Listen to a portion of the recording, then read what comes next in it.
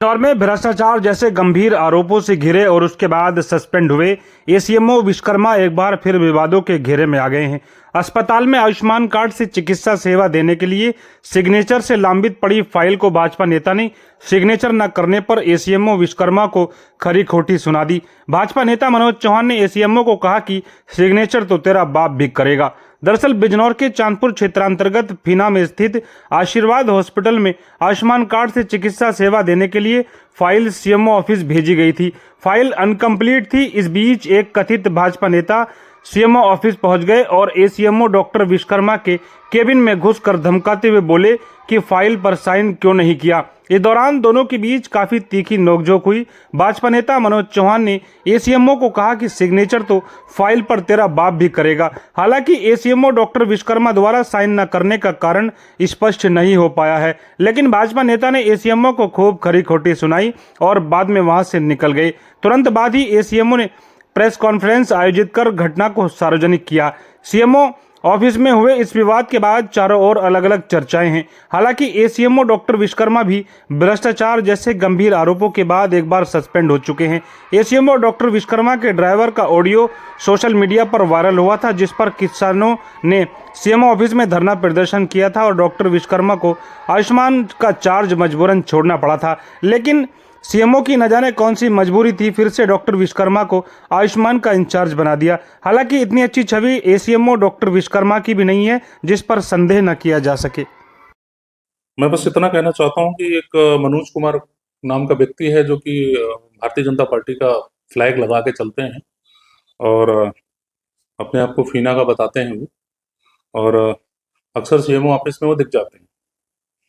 आज 1:52 पर इनका फ़ोन आया, तो एक्चुअली मैं उस समय पहचान नहीं पाया कि ये व्यक्ति है कौन।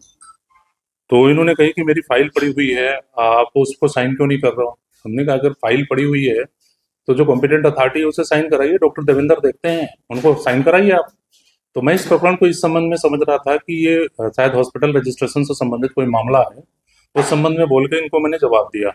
बाद में इन्होंने बताया कि नहीं, आप आयुष्मान कार्ड तो आप ही देखते हो। तो मैंने कहा हाँ, मैं ही देखता हूँ, मैंने आयुष्मान कार्ड ही देखता हूँ। तो कह रहे हैं कि मेरी 20 दिन से फाइल पड़ी है उसको नहीं। हमने कहा वो ऑनलाइन जो प्रोसीजर है उसके प्रोसीजर के क्रम में डॉक्टर नताशा उसके लिए अधिकृत की गई हैं। वो जांच करने के बाद निरीक्षण आख्या लेके आएंगी, तब वो उसको देखेंगे। अगर हमारे हिसाब से वो सही रहेगा तो साइन करेंगे, अदरवाइज हम फिर भी वेरिफिकेशन करेंगे। उसके बाद जो है हमारा साइन होने के बाद सीएमओ साहब का साइन होता है, उसके बाद डीएम मैडम के पास जाता है वो।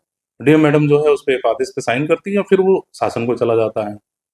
इतनी बातें हो गई। उस बात के दौरान वो बार बार उत्तेजित हो रहे थे और उत्तेजना में बातें कर रहे थे, तो उत्तेजना के स्वाभाविक है थोड़ा सा मैंने भी उनको बोल दिया कि आपके इस तरह के बात करने से मैं कोई कर थोड़े दूंगा, जो भी लीगल होगा उसके हिसाब से ही होगा। आपसे बात करना तो फिर वो कह रहे हैं कि आप समझ नहीं पा रहे हो, आप ऐसे है वैसे है, दुनिया की बातें अनर्गल बातें किया उन्होंने।